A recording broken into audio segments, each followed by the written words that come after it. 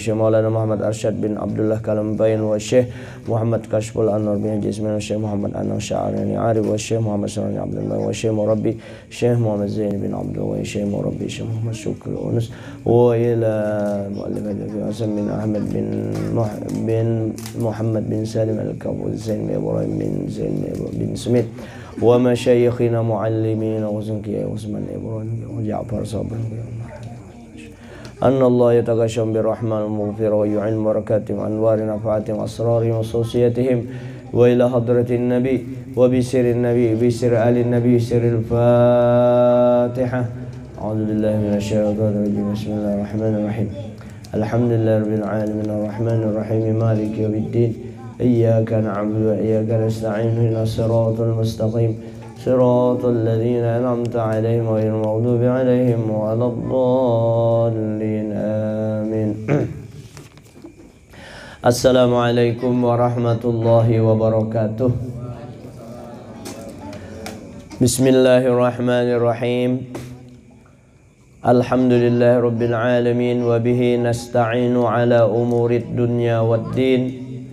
والصلاة والسلام على سيدنا محمد سيد الأنبياء والمرسلين وعلى آله وأصحابه والتابعين أما بعد فأقول في قوله تعالى سبحانك لا علم لنا إلا ما علمتنا إنك أنت العليم الحكيم ولا حول ولا قوة إلا بالله العلي العظيم رب اشرح لي صدري wa yassir li amri wahlul 'uqdatam min lisani yafqahu qawli Allahumma faqihna fid din. Bapak-bapak, ibu-ibu, jamaah yang dimuliakan Allah, pertama-tama marilah kita mengucapkan hamdalah alhamdulillahirabbil alamin. Syukur kita kepada Allah, mudah-mudahan dengan berkat kita sering bersyukur kepada Allah bisa menghindarkan kita daripada penyakit stres. Dan itu alhamdulillah orang melapangkan dada. Jadi alhamdulillah itu lapang dada kita. Kemudian salawat dan salam kita sampaikan kepada junjungan kita Nabi yang termulia yang ditempatkan Allah pada tempat yang paling mulia di alam semesta, yaitu junjungan kita Nabi besar Muhammad sallallahu alaihi wasallam. Kita berselawat kepada beliau dengan ucapan Allahumma salli wa sallim ala sayyidina Muhammadin abdika wa rasulika nabil ummi wa ala alihi wa sahbihi wa sallim.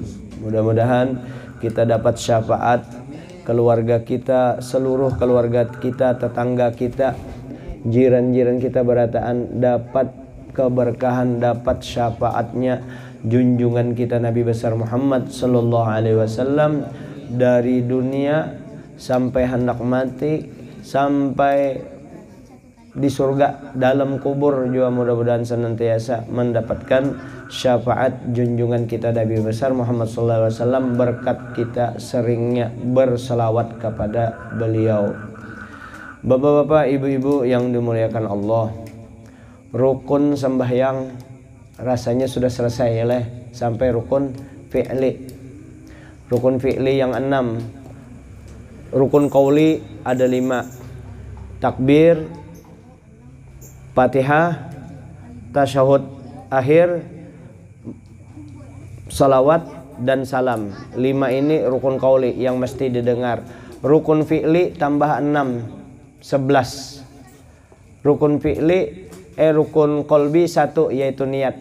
6 sudah. 6 ditambah rukun fi'linya 6. Berdiri betul, ruku, i'tidal, sujud, duduk antara 2 sujud, duduk tasyahud akhir.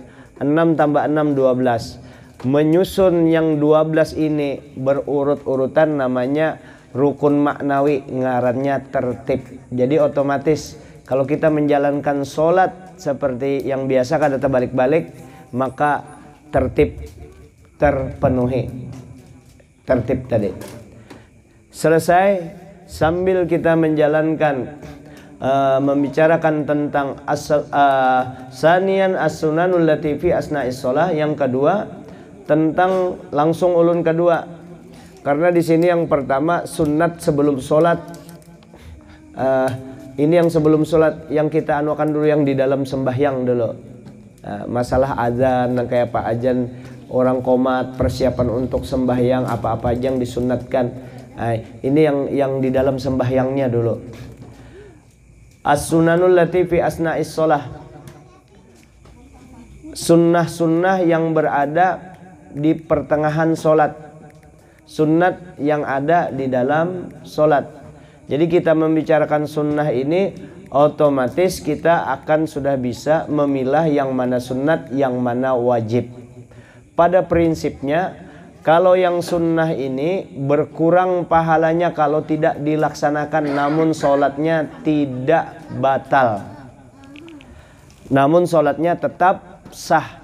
Kalau rukun yang 12 itu, yang 12 plus tertibnya tadi jadi 13, itu kalau tertinggal tidak dilaksanakan, sholatnya batal atau tidak sah. Nah kalau yang sunnah ini, kalau tertinggal tetap sah sembahyangnya, cuma pahalanya kurang, tidak dapat pahala sunnah. Katsiratun, sunnat-sunnat di dalam sholat itu banyak sekali. Wa qad taqaddama anna tanqasimu ila qismaini hayatin wa ab'adin. Setelah dibicarakan terdahulu tentang sunnah, bahwa sunnah itu ada namanya sunnah hayat, ada namanya sunnah ab'ad, pakai dot di ujungnya, ab'ad, hayat dan ab'ad. Kalau hayat itu banyak benar, kalau ab'ad terbatas, jadi sama-sama sunnah. Apa bedanya? Sama-sama sunnah, tapi apa bedanya? Kalau sunnah hayat tadi jumlahnya besar, ab'ad sedikit. Kalau hayat tertinggal, sholatnya tetap sah. Kalau ab'ad tertinggal, sholatnya tetap sah. Tetapi kalau hayat tidak ada sunnah kembali sujud sahwi. Kalau ab'ad tertinggal, ab'ad apakah disengaja atau tidak sengaja, begitu dia ingat bahwa aku tertinggal sunnah ab'ad ini, maka dia disunnahkan sujud sahwi.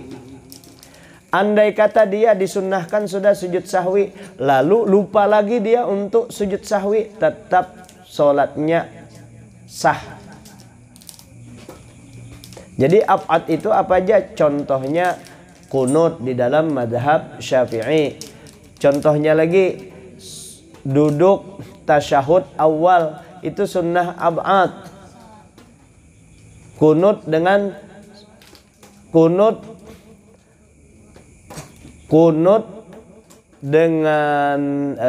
duduk tasyahud awal, itu contoh sunnat ab'ad.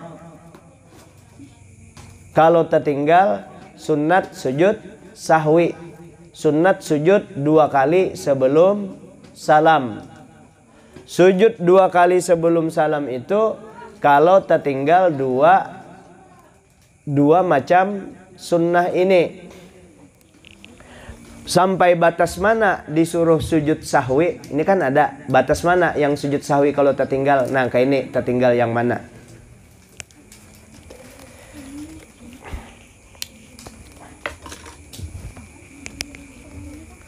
Subuh di rakaat kedua. Wa amma bi ni'mati rabbika fahaddits. Allahu akbar. Sami'allahu liman hamid. Ini rakaat kedua subuh. Disunatkan kan apa? Kunut. Yang mana yang tadi sunat ab'ad disunatkan sujud sahwi. Lalu orang itu Allah kada ingat. Begitu sampai di sini baru ingat bahwa anak berkunut. Nah sampai di sini lalu inya babulek. Allahumma hdina fi man hadait. Berkunut inya.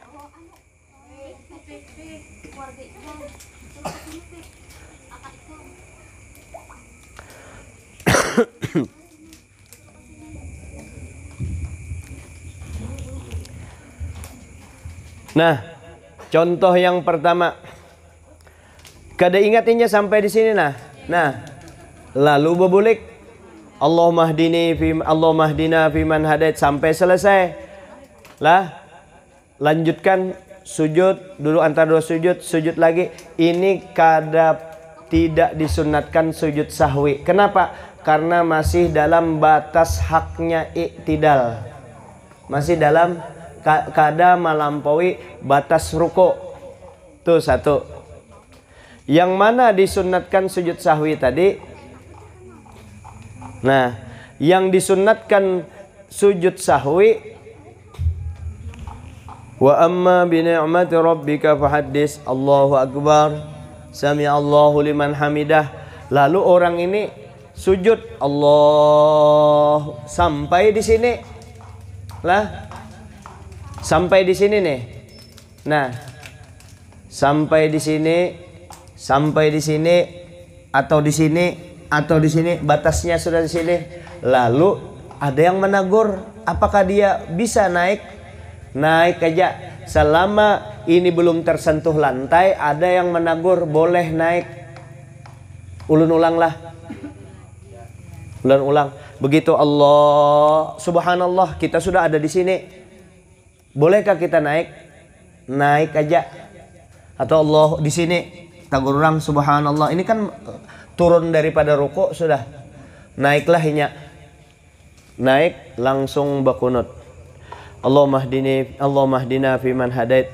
Tapi selesai sebelum salam dia sunnat sujud sahwi. Sunnat itu yang dimaksud sunnat sujud sahwi.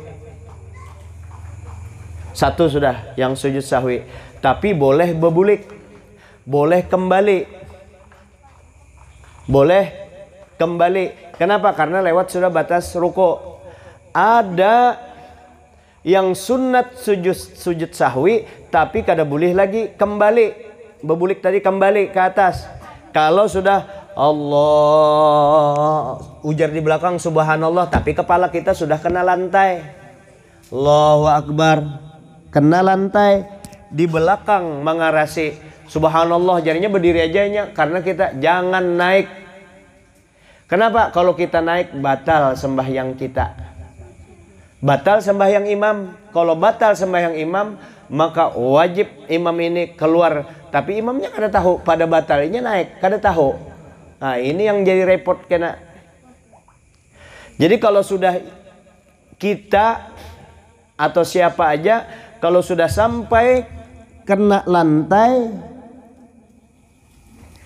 dahinya kena lantai, lah waktu kunut, seharusnya kunut dia lupa sudah kena lantai dahinya, maka dia jangan lagi kembali ke atas. Tapi ini sunat sujud sahwi. Demikian juga ada juga yang selama dahinya belum kena lantai tapi sudah lewat daripada batas ruku, maka dia boleh naik. Kenapa? Kenapa jar boleh naik? Karena dia belum berada di posisi rukun sujud di rukun berikutnya. Maka dia boleh naik, tapi juga sunat sujud sahwi. Jadi 3 macam nih yang kunut berbulik tadi. Ada kunut yang kembali lagi tapi tidak sunat sujud sahwi kalau masih di dataran atas saja. Allah, ini kan aturannya kunut. Allah ingat belum berkunut kembali Allahumma hdina. Ini kada perlu sujud sahwi karena masih berada di daerah di atas.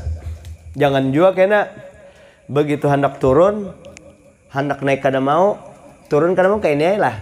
Allahumma hdina fiman hadait wa afina, jangan juga tuntung akan ke atas itu. Nah, itu caranya. Kena semuaan kalau itu sudah. Kada ada yang kada kena. Untuk yang kunut kada ingat tadi. Kalau kayak ini kada ingatnya, kada usah bano. Kalau sudah nang kayak ini kada ingatnya, naik aja. Tapi boleh sujud sahwi. Tapi kalau sudah kena lantai, kada boleh naik lagi. Kenapa? Ini sudah hak sujud yang didatangi sunnah di atas. Kada kawa dikalahkan sujud ini dengan sunnah. Maka batal sembahyang. Kalau di kitab dikatakan kalau inya tahu hukumnya dan sengaja. Lalu sujud sahwi itu kayak apa caranya sujud sahwi? Sujud sahwi kan sudah kita ini di sujud terakhir, tertinggal misalnya kunut tadi, lupa atau ingat 3 macam tadi. Yang ingat tadi, ingat waktu masih di atas, ingat sudah di bawah, ingat waktu sudah sujud, atau tidak ingat sama sekali. Begitu sudah duduk antara sujud, ingat belum berkunut, maka diambil posisi.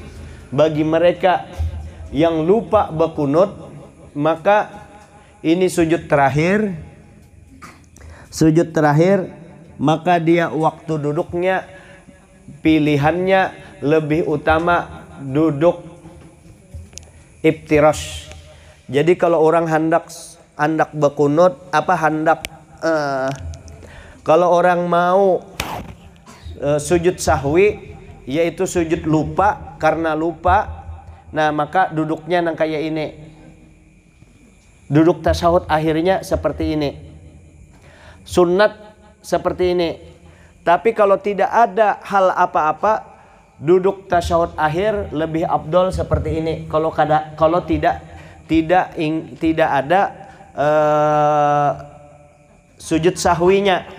Kalau tidak ada sujud sahwinya, lebih afdol seperti ini. Yang seperti ini nomor 2. Tapi kalau ada sujud sahwi yang seperti ini lebih afdol, namanya duduk iftirash. Yang duduk nangka ini, kalau orang hendak sujud sahwi duduk kayak ini, kada apa-apa juga, cuma lebih banyak pahalanya duduk seperti ini. Nah, lalu kita bacalah tasyahud akhir. Ya kalau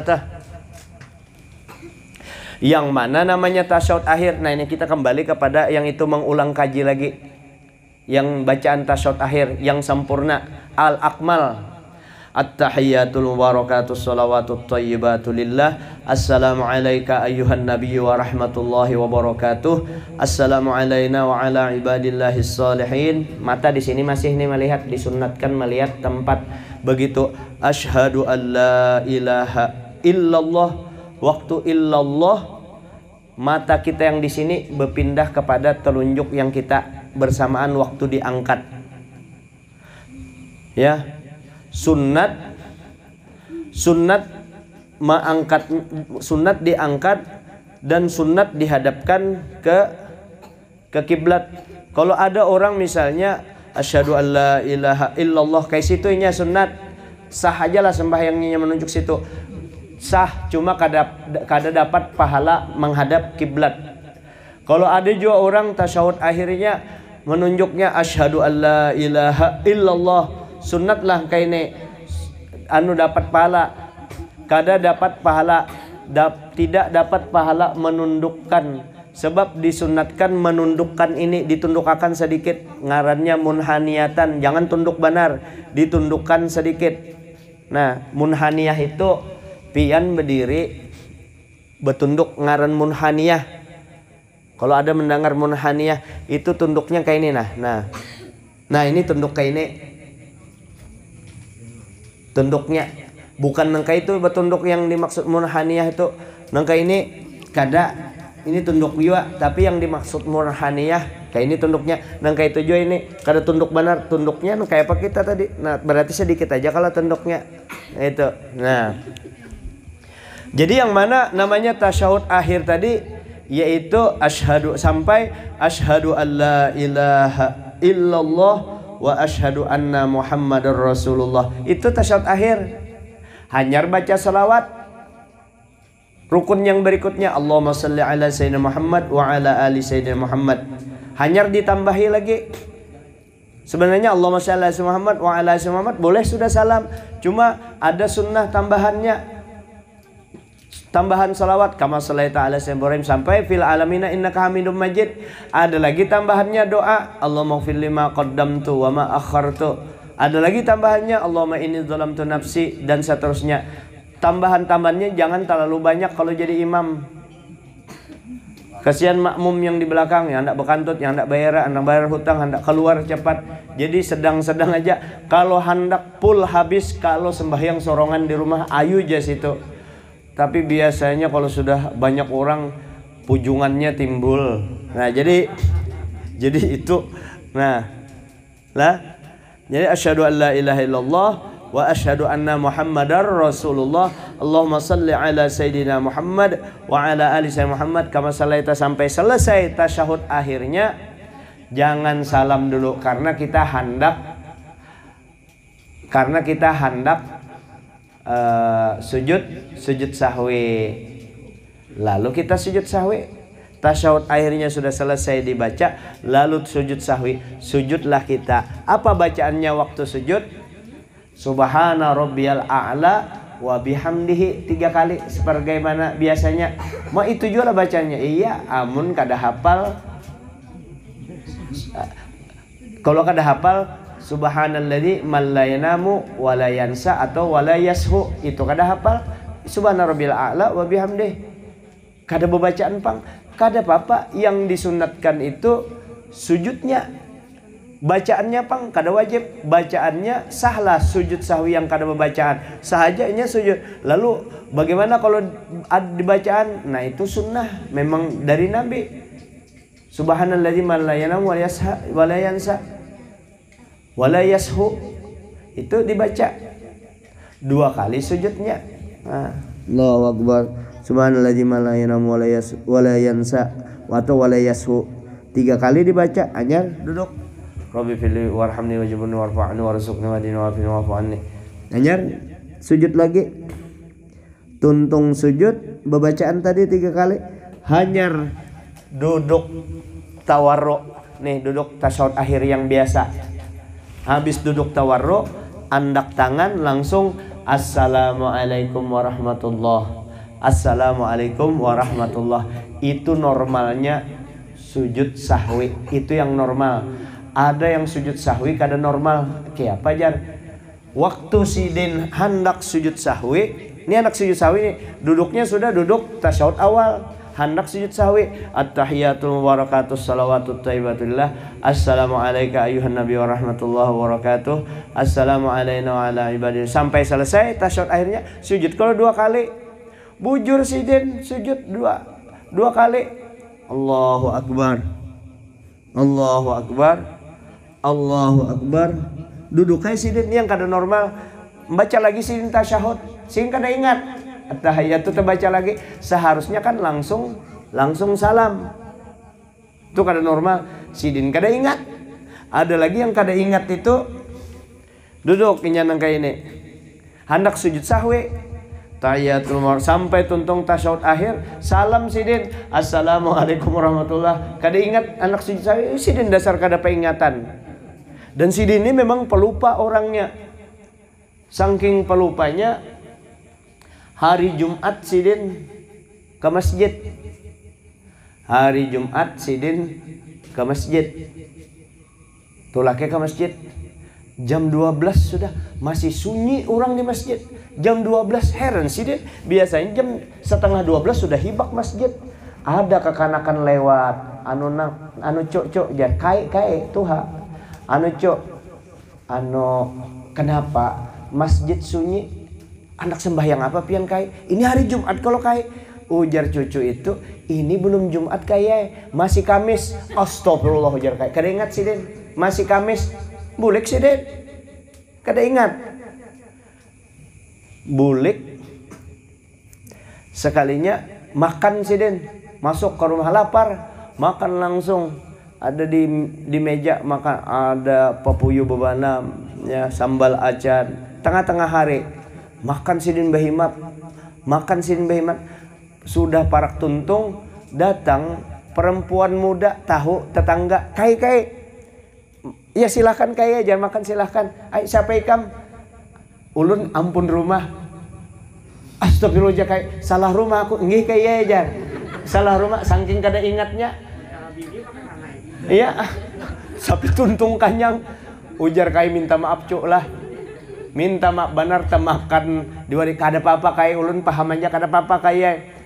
Anu tenang aja cuy karena ku ganti yang temakan ini, insya Allah ku ganti, tenang aja ikam. Pian dapat bayangkan rumah aja kada tahu, apalagi mengganti nyata kada ingat sidin. Saking kada ingatan itu. Dan itu kondisi real bagi kita. Nah, kembali itu singkat aja kala. Artinya umur bertambah 50 banyak sudah mencari anu kata itu lah, mencari kawal apa sih wajar, kecuali Imam Manulah, kecuali Imam Bukhari kada kawa terbantahkan kekuatan ingatannya. Maka perlu juga dikomunikasikan bagaimana supaya kita jangan pelupa. Misalnya minum banyu jangan kada ingat, termasuk ulun pangpongoler. Sebab orang tua ini kan kada pernah merasa haus. Kayak apakah menurut dokter pokoknya mesti banyak banyu masuk, minimal 3 liter kah berapa sehari. Kita kada pernah merasa haus. Kalau sudah tua kan jarang merasa haus. Nah maka itu diantara salah satu upaya supaya jangan pelupa.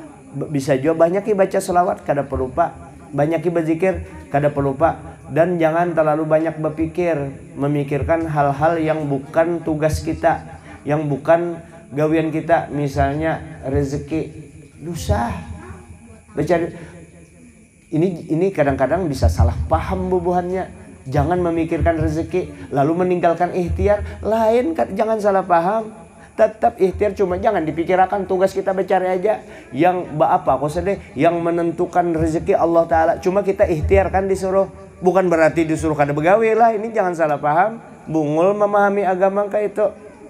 Disuruh begawi cuma jangan terlalu dipikirkan. Amun dipikirkan iya bisa stres, iya jadi pelupa juga. Coba lihat karena tapi kira-kira ini wallahualam di luar konteks ke dokteran kada tahu. Coba lihat nah ini umur 50 tahun banyak sudah bertebaran rambut putih. Kenapa? Karena terlalu banyak berpikir. Makanya bebinian jangan terlalu menyariki laki karena mulainya banyak pikiran. Karena kalau rancak bujur langsung tuh asli tuh. Sebab kalau laki rancak disariki, inya cepat mati karena banyak pikirannya. Dan banyak pikirannya, ubannya banyak juga. Itu kalau konsepnya kada tahu juga. Makanya ini banyak pikiran. Kenapa uban banyak? Karena banyak pikiran. Coba bapak-bapak yang sudah umur 50 tahunan ke atas, periksa di bawah pian tanah yang bulu diparak itu, mana ada putih masih hirang kalau. Kenapa? Inya kada ada berpikir, itu hiburan taros. Makanya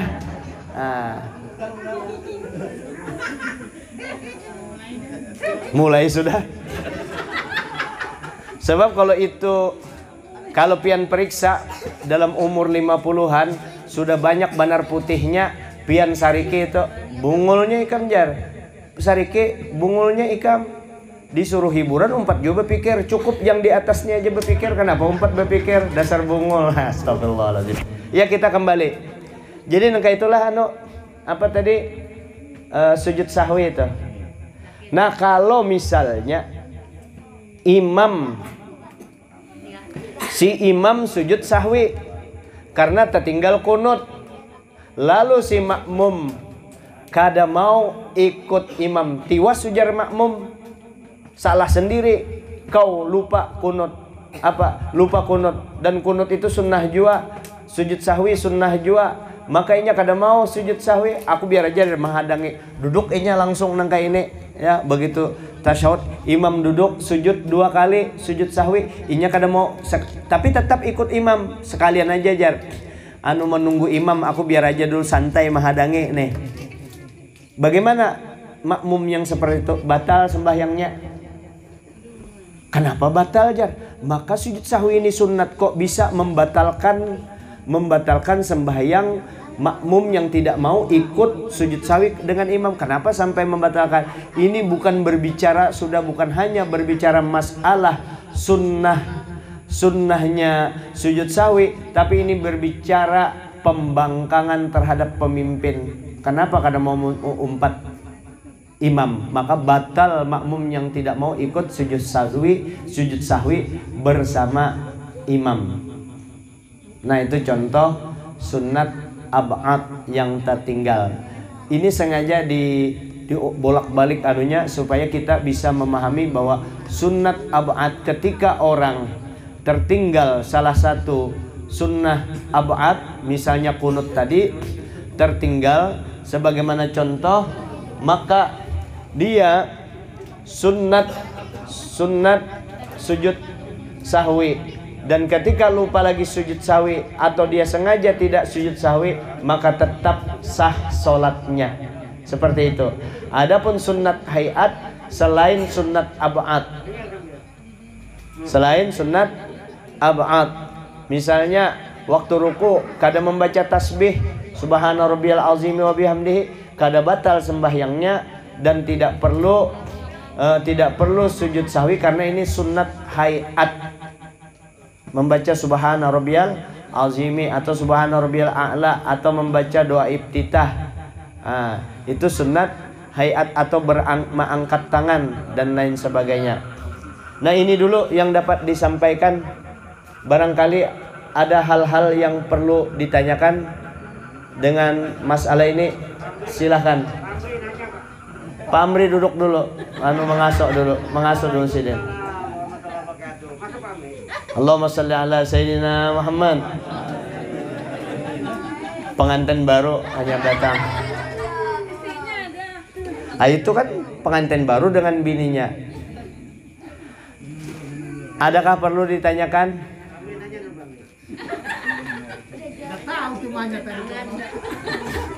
Dulu ngaso, kita minum dulu lah satu mat. Hanya kita sambung sunnah angkat tangan. Imbah tu hanyar kita tutup tanya jawab, tutup minum setumat dulu minum. Bismillah.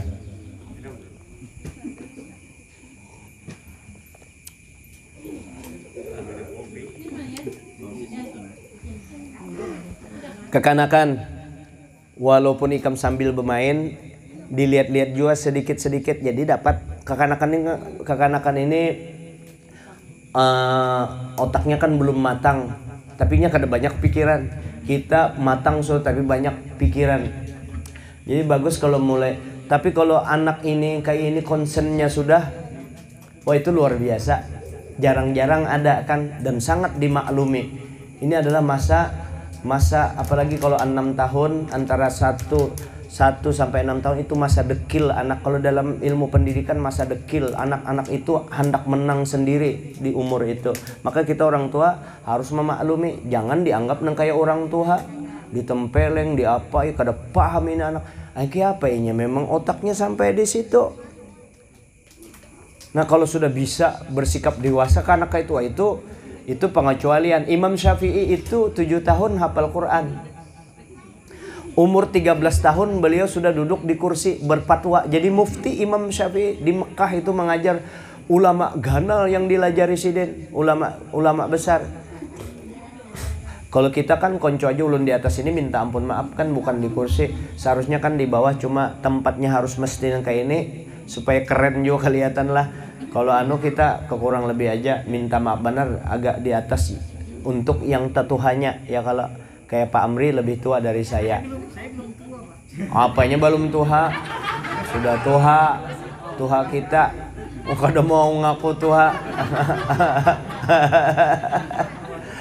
Ayo dah nanti Pak Amri kada lagi ulun kau Pak Amri, Om Amri supaya lebih anum. Wah senang banar sidin. 7 banar sidin. Ya kita sedikit dulu untuk yang disunatkan dalam sholat, yaitu yang pertama raf'ul yadain, mengangkat tangan. Raf'ul yadain, mengangkat tangan. Wa yusannu fi arba'ati mawadhi'a. Mengangkat tangan itu di dalam sholat disunatkan dalam 4 tempat. 1 inda takbiratul ihram, waktu takbiratul ihram. 2 wa indal ruku', waktu ruku'. Yang ketiga wa indal i'tidal, waktu i'tidal. Yang keempat wa indal qiyami minas tasyahudil awal, waktu berdiri dari tasyahud awal. Wa yafutu waktuha bi intihai takbir, dan waktunya untuk mengangkat tangan itu dengan berakhirnya takbir juga. Jadi baimbai takbirnya bersamaan juga angkat tangannya. Jadi ada 4 tempat yang disunnatkan mengangkat tangan. Sunnah, ingat sunnah berbeda dengan rukun. Rukun sudah kita sebut 6-nya fi'li, 5 qauli, 1 qalbi, 12 tambah tertib 1. Selain yang 12 itu, maka semuanya itu sunnah. Apa sunnah ab'ad? Sangat sedikit. Sunnat hayat hampir semuanya. Selain rukun dan sunnat ab'ad namanya sunnat hayat. Termasuk mengangkat tangan ini sunnat hayat, 4 tempat di mana kita disunnahkan mengangkat tangan. Jadi sesuai dengan standar fikih kita mengangkat tangannya. Tidak asal angkat tangan.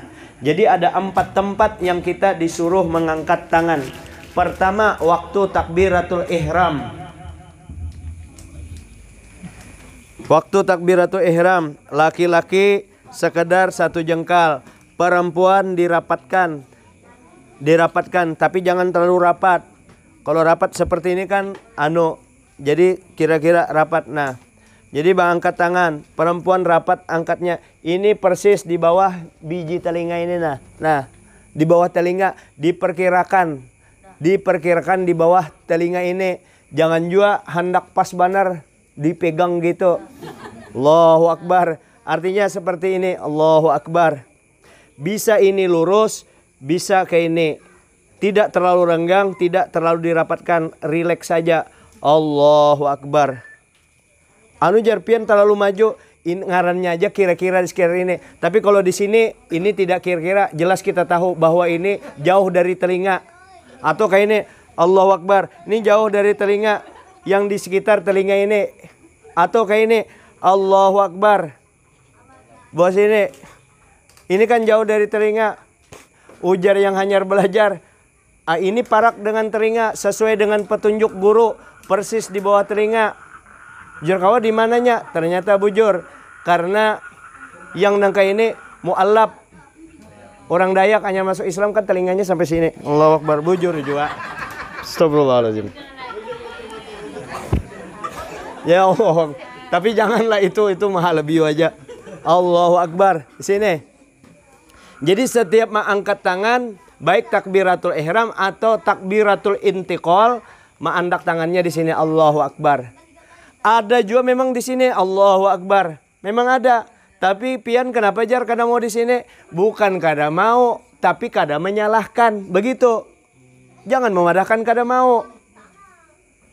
Saya pindah dulu sedikit lah supaya jangan terlalu ke sini. Guru jar, kenapa pian kada mau ke rumah wali kota? Ya kan kayak itu. Kenapa pian kada mau ke rumah wali kota? Kada apa-apa, menjaga kita sebagai ulama. Oh berarti ulama lebih mulia daripada wali kota? Salah. Kada mepadah kayak itu. Ulama dilarang, jangankan dengan wali kota, dengan orang yang maksiat aja kada pernah merasa lebih baik daripada orang lain. Ini persoalannya persoalan memelihara keilmuan. Jangan datang ke situ. Nah, besuuk. Kalau diundang, kalau bukan bermusuh, kada. Salah. Nah, itu kadang-kadang orang salah mengartikan. Ya kalau. Nah, jadi kada nangka ini bukan berarti ini salah. Cuma kita pas belajarnya yang nangka ini. Tapi apakah kita kada? Memang ada nangka ini, kita tahu. Cuma belajar di ashab Syafi'i seperti ini. Allahu Akbar. Dengan kata lain, mengangkat tangan tidak menentukan sah atau tidaknya sholat. Tapi yang menentukan ketiga takbiratul ihram, yang menentukan adalah Allahu Akbarnya itu. Tapi selain takbiratul ihram, orang kada menyebut Allahu Akbar, kada apa-apa. Nah, dari 4 tempat ini, yang Allahu Akbarnya yang wajib hanya takbiratul ihram. Mengangkat tangannya sunnah semuanya. Termasuk Allahu Akbar selain takbiratul ihram itu sunat. Misalnya orang itu hendak ruku, imam Allahu Akbar, makmum sunat juga Allahu Akbar. Sekadar telinganya mendengar. Tapi nya kada mau, berdiam aja. Silent. Kada mau bersuara, sahlah sembahyangnya. Sah, cuma kada dapat pahala membaca Allahu Akbar. Nah, jadi kembali fokus yang mengangkat tangan tadi. Mengangkat tangan 4 tempat. Pertama waktu takbiratul ihram, Allahu Akbar. Habisnya di sini. Allahu Akbar. Ya kan ada juga Allahu Akbar. Di Masjid Pian tuh Pak ada Allahu Akbar. Sidin rupanya kebiasaan memasang pelapon kalau tangan sini. Jadi kayak itu kan memang kayak itu Sidin takbir Allahu Akbar aja Sidin. Coba lihat Pak Allahu Akbar. Ini kan mau hulu kebiasaan sih Allahu Akbar aja. Ada yang kayak ini Allahu Akbar. Ini gerakan hendak menapak nyamuk. Ya kalau yang kayak ini. Ada lagi Allah. Ada waktu kami masih kekanakan on Gurudin di Langgar Sidin. Imam Sidin, tapi kami ikut aja karena tahu ini tidak menentukan sah, ya kan? Sidin Allah Akbar. Itu Allah Akbar. Itu kami 4 aja Sidin waras saja baca, yang rukun-rukunnya pas aja. Ini kan yang sunnahnya aja Allahu Akbar. Lalu apakah ini termasuk gerakan yang nangka ini? Apakah ini dianggap gerakan 3 kali membatalkan sholat? Kada batal sebab ini belum masuk dalam waktu sholat. Ya kalau ini kan Allahu Akbar. Iya kan? Begitu bar kan hanyar, kecuali sudah hanyar nang kayak ini. Ya kalau tuh Allah. Kalau pina uja Gurudin, kalau pina ini pas inya ke anuan, anu kan angin naik ke atas. Kayak anu. Allah Akbar. Jadi takbir. 1 takbir Allahu Akbar, takbiratul ihram. Yang kedua disunnatkan mengangkat tangan yang waktu berdiri 3 macam. Ya, 3 tempat yang disunatkan. Waktu takbiratul ihram, yang kedua waktu ingin ruku, hendak ruku. Walam yakul lahu kufuwan ahad. Ingati kekanak-kanak, kalau hendak ruku angkat tangannya Allahu Akbar. Nah, 2 kalau sudah takbir dengan waktu anak ruku. Nah, yang ketiga kanak-kanak. Jadi nyaman sembahyang. Sami Allahu liman hamidah. Ya kan? Sami Allahu liman hamidah. Angkat tangan lagi 3 tempat. Takbir, ruku dengan i'tidal. I'tidal ini kan berganti Sami Allahu liman hamidah, kada Allahu Akbar. Kadang-kadang bisa juga kada ingat. Itu maklum, ulun juga bisa rasa Allah, Sami Allahu liman hamidah, hendak membaca Allahu Akbar sudah. Sami Allahu liman hamidah. Bininya 2 jadi makmum. Hamidah dengan Samsiah. Ujar Samsiah. Ujar Samsiah, kenapa hamidah terus? Ulun pang sekali-sekali. Sami Allahu liman hamidah wa Samsiah. Itu kira-kira aja kisahnya. Jadi 3 sudah. Yang keempat, mengangkat tangan disunatkan ketika kita berdiri dari tasyahud awal. Berdiri dari tasyahud awal. Allah, tangan sunat kayak ini nah, anak berdiri kayak ini pang kada apa-apa, Allahu Akbar kada apa-apa, cuma dapat pahala kalau kita andak tangan di sini, lagi pula ini menolong kita. Kenapa kada digunakan fasilitas ini, lagi pula dapat pahala. Ya kalau perbandingannya kalau bepergian fasilitas memendekkan sembahyang, kenapa kada digunakan? Tapi memendekkan sembahyang itu akan lebih sulit kalau orangnya kada paham hukumnya, tambah bingung. Nah, maka perlu juga kena itu belajar. Nah, jadi naik di sini, kita kembali ke sini. Nah, jadi Allahu Akbar angkat. Selain 4 tempat ini, takbir, ruku, i'tidal dengan dari tasyahud awal. Nah, selain 4 ini tidak sunnat mengangkat tangan. Contohnya kita di rakaat pertama hendak naik kada betasyahud awal. Ini rakaat pertama. Allah. Nah lah cara naiknya nih. Cara naiknya bisa seperti ini. Allah. Bisa. Cuma hendak dapat pahala yang banyak, duduk istirahat dulu. Allah. Ini duduk istirahat. Nah, Allahu Akbar. Jangan mbak angkat tangan. Kenapa? Bukan tasyahud awal tadi itu. Selain tasyahud awal. Lalu kita kada ingat atau sengaja mengangkat tangan, batalkah sembahyangnya? Kada batal. Kalau lupa makruh. Kalau ingat sengaja makruh banar. Kalau sengaja mengolok-olok, habis pahala puasanya, pahala sholatnya. Habis pahala sholatnya karena mengolok-olok, sengaja mempermainkan. Kada boleh. Ulun pernah dulu.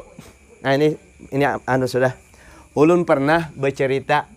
Dan biasa kalau menyampaikan hukum pelan-pelan aja. Tapi kalau yang orangnya inat, ada namanya inat, keras kepala, mempermainkan. Ulun biasa marah, tapi marahnya bukan pribadi. Marahnya ini kan rusak kena orang ini. Ulun pernah bicara-bicara di beranda, di sekumpul, duduk santai-santai dengan kawal. Kawal ini ya kawal rame, biasa beramian. Bahkan ulun pokoknya parak banar dengan kawal itu. Ulun entah apa tercerita tentang at-tayammun an-nabi at-tayammunu fi kulli hal. Nabi itu selalu kanan dalam segala hal yang baik lah. Memasang baju kanan, memasukkan batis ke tapih kanan. Disunatkan tapih itu kada dari atas, tapihnya dibuka, masukkan kanan dulu ya kalau mengancing baju dari bawah ke atas. Ini kan ada filosofi semuanya. Kalau hendak jadi orang baik itu hendak berusaha tuh dari bawah dulu. Beribadah dari bawah ke atas. Serba kanan, hendak minum kanan. Masuk ke WC kan memang kiri, ya kan? Hendak menaiki bini kanan, bagusnya kalau itu karena ibadah. Masuk kamar kanan. Ini kan semua kanan semua. Lalu kawal itu di depan saya baru selesai menceritakan tentang kisah kanan minumnya. Guru jar. Sengaja tangan kirinya minum. Tapi begayaan, tapi kada karena ini kita membicarakan tentang Nabi. Ulun langsung jauh ulun. Ini lebih tinggi daripada guru orangnya ini. Ingat-ingat. Kalau sempian menggayai ulun kada jadi persoalan.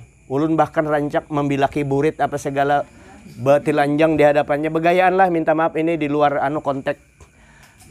Kada jadi persoalan. Tapi kalau untuk satu ini, pian bukan menggaya ulun, pian wani kah? Kalau pina durhaka dengan Nabi, bujur ini masalah sunnah.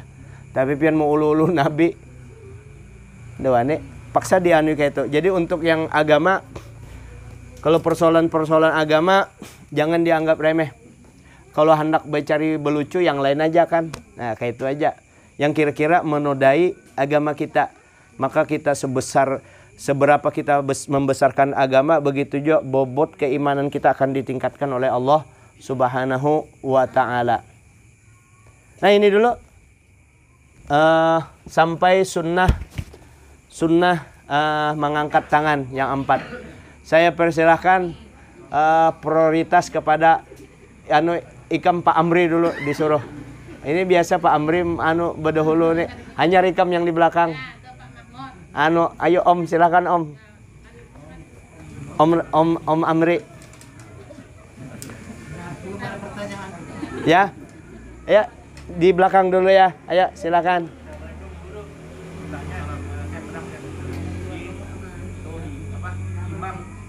Ketika imam itu sholat meninggal dalam keadaan sujud. Imam meninggal dalam keadaan sujud. Bagaimana sikap makmum? Apakah dia menolong? Kan pasti lama duduknya lagi kan? Dia menolong. Terus bagaimana makmum yang lainnya apakah sholatnya semua Tidak jadi sholat berjamaah menggunakan imam atau bagaimana? Ya. Terus yang kedua, bagaimana cara kalau kita kan kalau imam salah kita subhanallah ketika laki-laki, nah bagaimana ketika imam batal mengingatkan ke makmum, apakah berbicara atau belum? Saya belum pernah. Kalau imam batal, Iya. batalnya waktu kapan? Waktu sujud. Iya. Terus tiga, bagaimana sikap makmum ketika batal dalam sholat berjamaah dan dia di tengah-tengah? Apakah langsung duduk aja menunggu selesai atau tidak? Terima kasih guru. Ya. Yang pertama, imam roboh. Kita tidak tahu meninggal atau tidak. Bagaimana tindakan makmum? Apakah mempertahankan sholatnya yang ada atau menyelesaikan imam itu maju satu, biar aja dulu imam di situ, umur di tangan Allah Ta'ala, aman aja. Nah, kayak itu misalnya kayak itu. Nah, saya beri perbandingan sebelum masuk ke jawaban ini supaya jangan bertentangan kita. Pian bisi duit sempian titipan orang. Ini duit barang hanyar habis menjualkan intan orang. Duitnya 100 juta di depan kita. Lah, di depan kita. Hukum asal sholat itu membatalkan sholat tanpa sebab hukumnya haram. Tiba-tiba batal, akan aja jalku samong dulu. Kita anulir dulu sembahyang ini aja. Ba ampe. Nah, ini tanpa sebab. Nah, lalu pian sembahyang. Ini duit 100 juta. Ada orang menyuntan di hadapan. Dilihat akannya, nah diambilnya. Hendak batal sembahyangnya kalau karenanya kata tahu haram jar membatalkan sembahyang. Ini kayak apa ini? Bagaimana tindakan kita? Pilih aja. Duit diambil orang, duit itu satu-satunya. Sempian bertahun-tahun mengganti duit 100 juta itu memikirkan setiap sembahyang. Lebih baik batal sembahyang, tangkap malingnya langsung. Ikam aja yang di sini, yang lain kerusa umpat. Kalau masih kurang tenaganya, yang lain lagi bano. Seperti itu. Sama seperti tadi orang imam yang roboh. Nah, ini kita kan makanya sholat itu disunatkan mata buka melihat aja imam roboh. Langsung yang di sekitar atau orang yang ada dari sana misalnya cek langsung bertiga sudah maju, cukup aja sudah kita kedusa ikut. Ya, atau kita sudah maju, yang lain kedusa. Cukup beberapa orang, yang lain maju menggantikan dia, seperti itu. Jadi jangan dibiarkan karena ada tindakan. Oh, jadi kan waktu sholat masih luas karena orang berimaman itu biasanya sholatnya di awal waktu. Jangankan di awal waktu, misalnya ini rombongan pas sholatnya di akhir waktu. Kalau dia maju mengulangi lagi maka keluar waktu sholat. Ini darurat. Jadi dalam kondisi itu beberapa orang batal Lalu menggantinya bagaimana? Waktu imam sujud. Ini kan imam sujud. Mengganti imam sujud. Kita berdiri. Ya kalau salah. Kalau mengganti imam sujud berarti kita sujud juga, sama-sama sujud ya. Kalau yang roboh tadi waktu berdiri berarti mengganti dia waktu berdiri. Ini mengganti imam ketika sujud. Kedengaran. Maka salah satunya maju. Lalu bagaimana mengganti imam sujud? Termasuk mengganti sekaligus menjawab mengganti imam yang batal atau kentut waktu sujud atau batal waktu sujud. Bagaimana cara mengganti? Ini kan makmum sama-sama sujud. Di sini tempat di sini imam yang tadi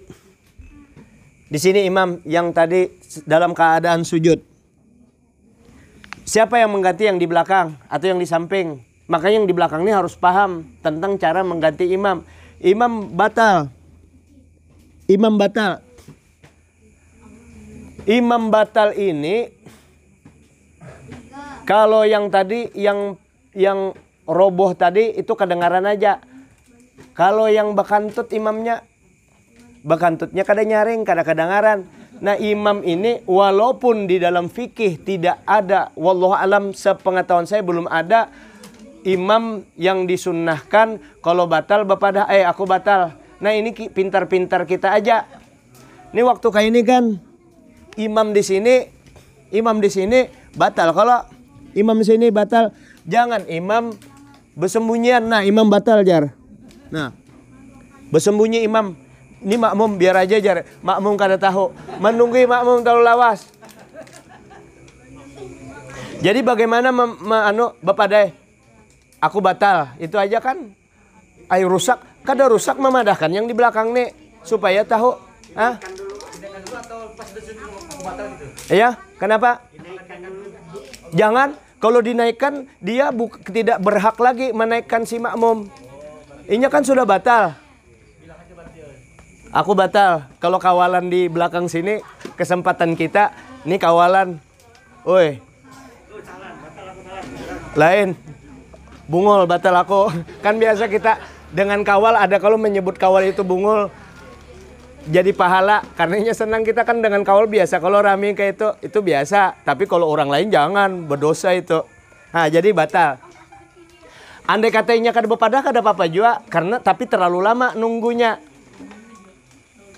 Karena pernah terjadi imam melarikan diri karena batal. Lawas menghadangi. Akhirnya anak dari salah satu jamaah itu bangun. Dilihatinya imam kadada bokuriakinya. Kacau jamaah. Bah imam hilang jar. Habis batal semuaan. Batal gara-gara tadi. Nah. Jadi kayak apa kalau imam dalam keadaan batal? Jadi imam sudah naik. Apakah si makmum di belakang naik kayak ini? Nah, jadi akan selalu kepada posisi berdiri. Jadi ini imam batal, yang di belakang ini, yang ini beranai dulu semuaan. Berdiam dulu semua. Ini naik. Imam batal. Berdiri dia. Tapi ini belum berhak lagi jadi imam. Berdiri, maju. Maju itu jangan maju. Nah, satu. Berdiam. Diam lagi, satu lagi ini bukan dihitung dua. Nah, satu langsung turun. Nah, turun. Ini sudah mengambil alih, baru Allahu Akbar. Atau kalau hanya duduk antar sujud, duduk antar sujud. Kalau berdiri langsung berdiri.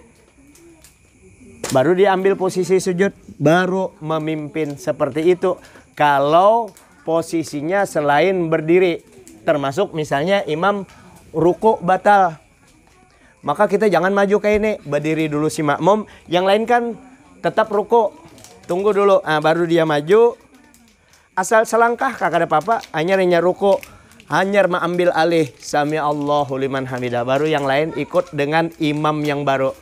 Bisa? Ya.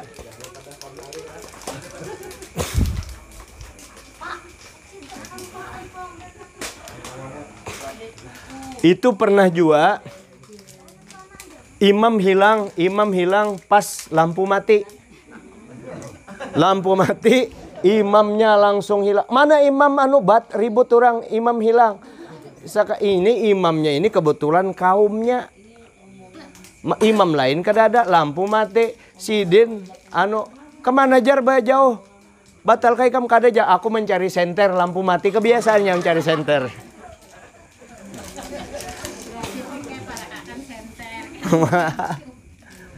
Ya. Kalau tadi imam tadi batal. Tadi dalam keadaan sujud ya. Iya. Keluar, dia ambil wudhu, balik lagi apakah boleh? Kalau sudah ada imam baru. Saya masih sempat gitu nah. Oh, sempat. Masih sempat. Oh, durasinya terlalu panjang. Kecuali Nabi. Berbeda dengan Nabi kita lah. Itu kasusnya. Dan ini memang ada hukum fikih sudah pengganti imam. Pengganti imam sudah ada. Andai katanya nak mengambil kembali imamnya, boleh kada? Ya kan kayak ini kalau artinya ini penggantinya kalau tadi. Tapi risikonya ini haram. Membatalkan sembahyangnya tanpa sebab. Itu kan bukan penyebab pembatal sembahyang. Lalu ujar ini ujar imam yang datang nih kan bodoh. Oh kada kawa. Ini posisinya jadi makmum, minta maaf. Jadi makmum di belakang. Kada bisa imam jadi imam berdudi. Jadi kada lain lah, minta maaf, salah. Yang lain silahkan. Yang lain. Jadi posisinya di makmumnya di belakang. Om Amri. Iya Pak, daripada Iya. saya yakin tadi kalau misalnya seperti pertanyaan tadi yang meninggal itu tadi waktu sujud, saya yakin bukan 3 orang aja yang muncul ke situ yang membantu. Mungkin bisa semuanya itu berarti batal dong puasa. Ya. Ya batal semua dan Apalagi kan meninggal gitu kan. betul ini. Jadi yang dianu beliau ini, jadi pembahasan secara konteks keilmuan, sementara beliau dalam konteks praktek di lapangan. Makanya fikih ini jangan coba-coba mengarasi. Fikih ini kadang-kala juga dilaksanakan dengan saklak kadang-kala. Ikam kalau artinya bujur kita. Tapi kadang-kala dipakai orang kalau kita karas kajung ujar Banjar, ada namanya bijaksana. Ketika itu maulah sementara ini dalam sembahyang ya, kalau tadi kan konteks ilmu bertiga-tiga aja lah maju tuh yang lain jangan. Ini kan refleks semua, tentu semuanya ya kan. Nah, andai kata ini kan teknik keilmuan tadi, andai kata ada 3 yang maju atau ada seberapa yang sisa bisa melanjutkan, yang lain mengganti imam, itu secara keilmuan. Tapi secara sosial kemasyarakatan, ini akan berbeda. Makanya ada ngarannya fikih dakwah tadi. Nah, di fikih dakwah itulah kita maksud. Artinya kalau sudah dipersoalkan, biar orang dulu sudah mau urusi ini, masuk ke dalam ayo masukkan lagi, kita sembahyangan lagi, bahasa kan aman, kada jadi persoalan. Kada jadi ini mestinya tadi ada seikung maju, mestinya tadi jangan semua, mesti maju satu aja. Nah ini kan menyalai kadusa bakarsa. Tahu secara ilmu paham orang itu paham. Cuma kadusa dimasalahkan itu, kekurang lebih aja diulangi sembahyangnya selesai. Saya contohkan yang paling real untuk memberlakukan fikih. Bujur tapi kada enak. Betul secara fikih kada enak. Contoh, ini kan para korban. Datanglah orang kepada ustadz. Ustadznya saklak. Bujur sih Den, kada salah, bujur dan jadikan dia ustadz itu bagus tuh. Kalau ustadz saklak itu keilmuan, bagus kita jadikan guru. Cuma untuk membumikan, mengamalkan ilmu, di lain kita dapat ilmunya, tapi secara utuh ilmu itu benar dengan beliau. Beliau komitmennya kuat, memegang prinsip kuat. Tapi bukan salah, cuma fikih dakwahnya ada fikih ilmu itu yang saklak, ada fikih dakwah. Fikih dakwah ini yang menyesuaikan. Ud'u ila sabili rabbika bil hikmah wal mau'izah, dengan hikmah tadi. Lalu datang orang ke ustadz tadi. Datang ke ustadz. Ustadz Jar, ulun hendak berkurban. Mau tanya sama sempian. Iya silahkan. Anda berkurban. Bagus benar ujar ustadz. Mau berkurban ikam. Begini Ustadz Jar. Ini orang sugih. Duitnya miliaran. Saya mau berkurban sekeluargaan. Sapi saya sapi limusin. Yang harganya 500 juta kah, ada yang se-M itu. Yang sampai 1 ton. Bahkan lebih 1 ton. Ini Ustadz, bolehkah dengan sapi limusin ini ulun berkorban 10 orang? Kan Ustadznya saklak.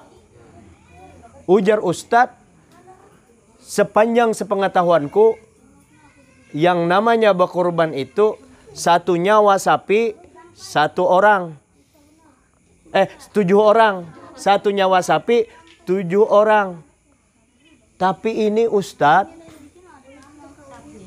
sapinya nang kaya limusin. Kalau sapi biasa itu 150 kilo untuk 7 orang. Ini limusin, ini kalau dikalikan 150 itu sampai 6 kali 7 berapa? 42 orang. Ulun 10 aja kalau melihat hitungan dagingnya.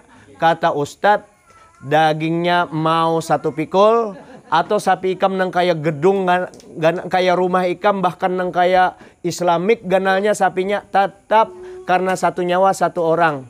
Kayak apa ikam? 7 orang. Kayak apa ikam jo Ustaz? Anak masih kayak ikam bano. Ini sesuai dengan syariat. Jadi ujar ujar yang hendak berkurban tadi. Kena aja dulu jar. Ulun pikir-pikir. Pikir-pikir maksudnya ini mencari guru yang lain. Bertanyalah dengan guru atau ustadz. Ada apa hendak berkurban? Kayak apa dikisahkan kejadian dengan ustadz itu? Oh ya bujur aja ustadz itu. Tapi kayak menurut pian kayak apa? Sidin tuh bujur aja. Kalau menurut pian kayak apa? Kaulun berkurban dengan 10 orang. Ujar Sidin. Kalau cuma 10 orang kecil jar Sidin. Dengan sapi ikam yang ganal itu. Jangankan 10-20 orang satu sapi itu boleh. Nah. Kalau kayak itu ulun hendak berkorban, guru ulun pian dunia akhirat. Nah, masuk sudah kan? Guru ulun dunia akhirat. Hanyar, begitu orang sudah hendak beribadah, hanyar kita masukkan. Nah, ikam tahu kalau orang berkorban itu disuruh azimu dohayakum fa innaha matoyakum ala sirat. Ganalkan kurban ikam karena dia akan jadi tunggangan, jadi kendaraan ikam di titian siratal mustaqim. Dan ikam memenuhi persyaratan itu. Sapi ikam sehat dan gana. Nah sekarang aku betakun. Dari 10 itu di antara 10 itu karena itu jadi kendaraan di titian siratal mustaqim, jadi kendaraan bubuhan ikam, kira-kira kawalah naik. Kalau itu misalnya sapi, kedusa diganalkan sapinya, sapi yang ada ini karena di akhirat kawalah ikam naik ke sapi itu. Kada kawajar. Nah, perlu itu pintarai tangga. Oh, jadi kayak apa tangganya? Ikam tukarkan 3 ikung kambing untuk tangganya kan 10 tadi. Nah, 3 ikung kambing ini solusinya. 3 ekor kambing kan tadi kan 7. Tambah 3 kambing kan pas 10 orang. Ujar Sidin apa? Kolohan untuk tangga itu jangankan 3 ekor Ustadz. 30 ikung ulun sediakan tangganya. Ya kalau bukan kada ada duit sih Den, bukan pelit. Karena cara penyampaian tadi fikih dakwahnya. Jangankan 3. Nah, lalu nang kayak apa? Ayo tangganya 3. Jadi kayak apa tangga 3 ini? Nah ikam pilih di antara yang 10 itu untuk namanya yang di 3 ini. Selesai. Kalau fikih jalan. Tapi kada menipu, bujur aja, baru hukumnya dimasukkan. Nah kayak itu jangan, oh ini kada boleh, ini haram. Orang minum minuman keras tuh ikam di pasar. Haram minuman keras, satu kakannya ikam anu tuh botol. Kecuali ikam jagau. Kalau jagau, jadi ada kayak apa cara membumiakan itu, memahami orang. Tapi bukan kita mentolerir namanya kemaksiatan. Oh kada boleh kita senang dengan kemaksiatan. Cuma pintar-pintar. Lagi pula kita di dalam ilmu tasawuf jangan lebih merasa lebih baik daripada orang. Kalau merasa lebih baik daripada orang, semua orang jadi kada baik. Padahal kalau menurut prinsip itu kan kita yang paling kada baik. Sebab sedikit aja kita merasa level kita lebih tinggi daripada orang, ngarannya takabur. Tuhan kada ketuju itu. Nah ini kita diajarkan dalam agama kita ini. Saya kira ini dulu lah. Minta ampun maaf, mudahan bisa dipahami. Pak Amri minta maaf. Ya. Terima kasih Pak Epi ya. Setiap malam Sabtu mewadahi acara pengajian ini. Mudah-mudahan ulun dapat berkah, kita berakan dapat berkah ya. Kampung kita dapat berkah juga. Al-Fatihah. A'udzubillahi minasyaitonir. Bismillahirrahmanirrahim. Alhamdulillahirabbil alamin arrahmanir rahim maliki yaumiddin. Iyyaka na'budu wa iyyaka nasta'in. Ihdinas siratal mustaqim. Siratal ladzina an'amta 'alaihim ghairil maghdubi 'alaihim. Bismillahirrahmanirrahim. Alhamdulillahirabbil alamin. Allahumma shalli wa sallim wa barik ala sayyidina Muhammadin wa ala alihi washabbihi ajma'in. Allahumma anfa'na bima 'allamtana wa 'allimna ma yanfa'una zidna 'ilma alhamdulillah ala kulli hal wa na'udzu billahi min hali ahli an-nar as'aluka hubbaka wa hubba man yuhibbuka wa hubba kulli 'amalin yuqarribuna ila hubbik rabbana atina fid dunya hasanah wa fil akhirati hasanah qina adzaban nar sallallahu alaihi wasallam alhamdulillahirabbil alamin taqabbalallahu minkum minna taqabbal ya karim.